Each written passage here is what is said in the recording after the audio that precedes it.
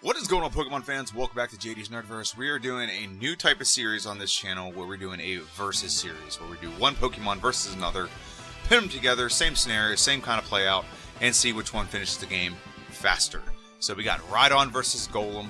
It's a very exciting one that I've been wanting to do for a while, and we're going to do this. So let's go ahead and go over the stats of each Pokemon, give its advantages, disadvantages, and see who we think is going to win. So the first one I'm going to go over is Rhydon. Now Rhydon has some pretty decent stats: 105 HP, 130 attack, 120 defense. So those three stats are spot on, very nice. Special is 45 and speed is 40. So it is a very slow Pokemon. Special is not great, but it does have some advantages. Now I'll tell you of this advantage. So it has three great stats: HP, attack, defense. Those are good. Those are good advantages. Speed and special is a disadvantage. It's also a disadvantage of this Pokemon is its level up rate. It is in the slow level up rate. So it takes forever to get levels, it takes forever to get prolonged the game, and you'll see it's probably going to cost us some time because we have to go level up to catch up level-wise with a bunch of the Pokemon we got to face over the course of the game. However, it does have some really nice advantages. One of those advantages is its level up move pool. So it starts off the game with 4 moves, and it has 3 pretty solid moves from the get-go. Horn Attack, Stomp, Tail Whip, and Fury Attack are the 4 moves it starts with. And that's really the only moves we'll use via level up. The rest of these moves are kind of worthless. Horn Drill's worthless unless you outspeed the opposition, which is going to happen very much. And Takedown's a garbage move. None of these moves are stab. However, having a very powerful move early, 65 base power for Stomp and Horn Attack, 100% accurate so you don't miss. All the power points included with that. So with Fury Attack, Stomp, and Horn Attack, you have a combination of 75 power points. Tail Whip can lower the opposition's defense. And on top of that, all those are physical damaging moves, which go with your very high physical attack stat.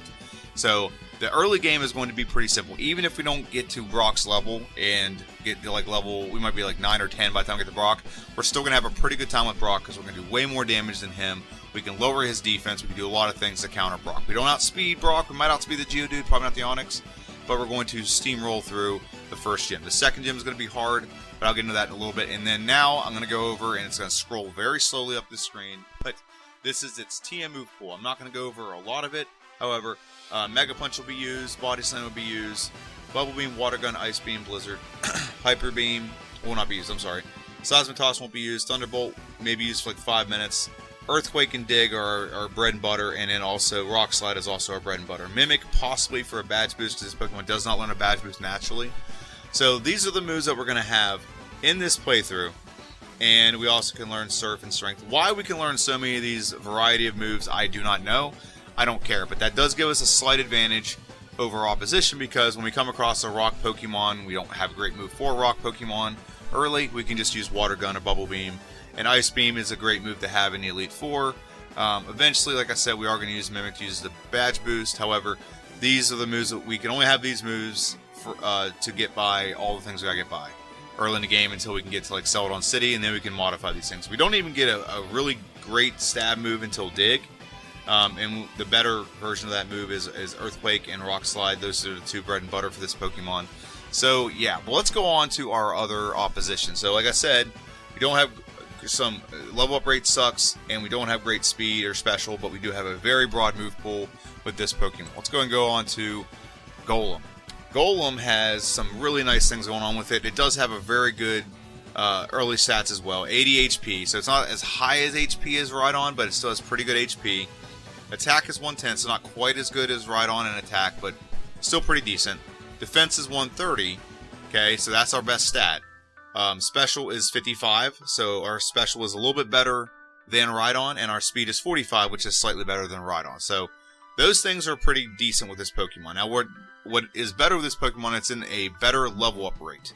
So the level up rate with this Pokemon will give it the ability to get levels a lot faster than other Pokemon like Rhydon. Rhydon, like I said, is in the slow. This Pokemon is in the medium slow level up rate, which is actually the best rate for solo playthroughs. Okay, so where Rhydon had the advantage of some better stats and lesser stats, I mean, it kind of balances out. But where the level up rate really does help Golem out because it gets levels a lot faster and it'll level up faster. And that's good because its starting move pool is garbage compared to Rhydon. So Rhydon had like 3 damaging moves and 1 move that lowered the opposition's defense.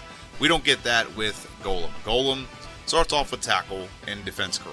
Not bad because you can up your defense pretty early, and everything early is going to be normal type, so your rock type, it's not going to damage you very much.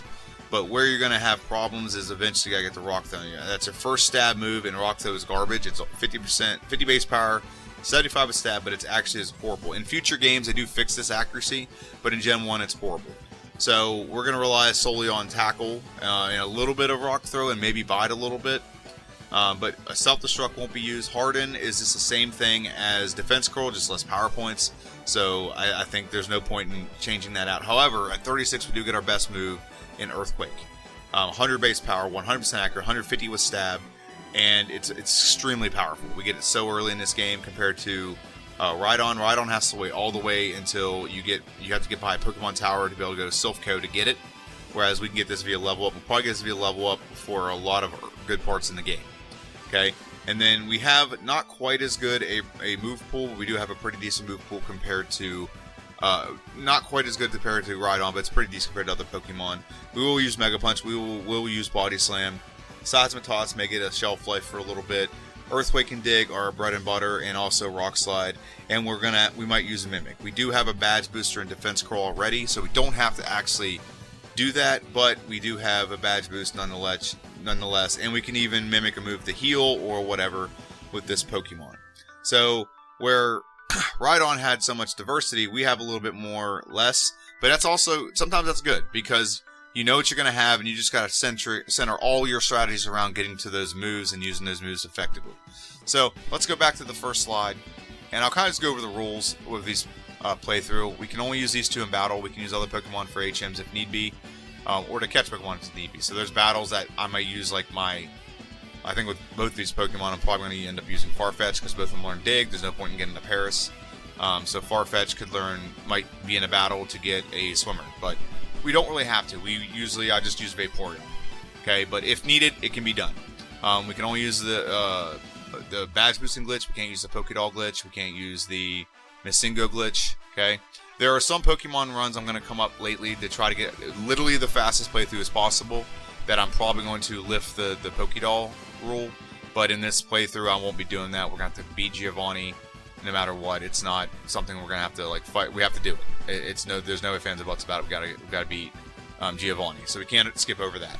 We can't use items in battle. I will get loose on Ethers, but I doubt I'm going to need to use it on these 2. These 2 have a lot of power points. So it's not like, we could get negligent, but that's why that rule's there.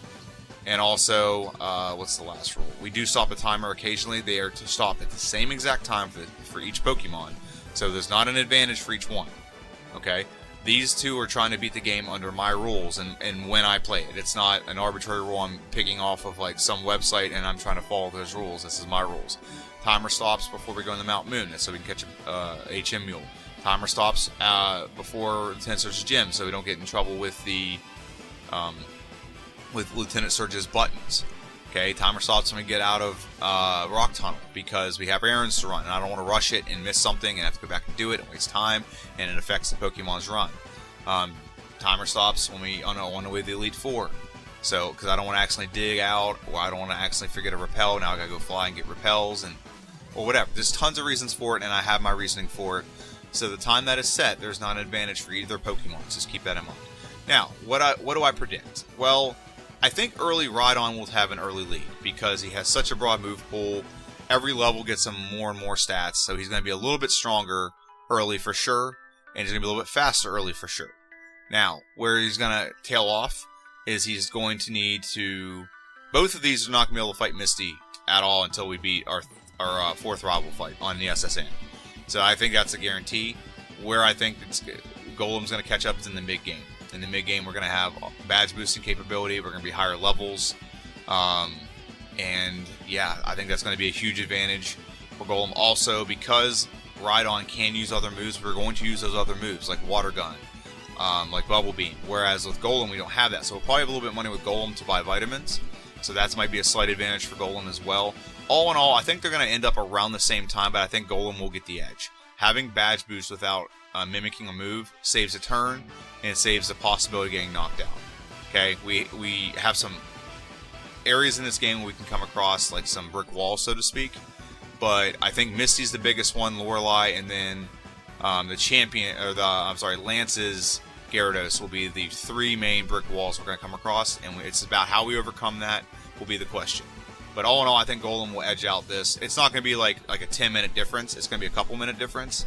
I just think that having that badge boost is going to be a little bit better, and the fact that we level up faster will be a little bit higher level to get through some things that Rhydon won't be able to get through as easily. Okay.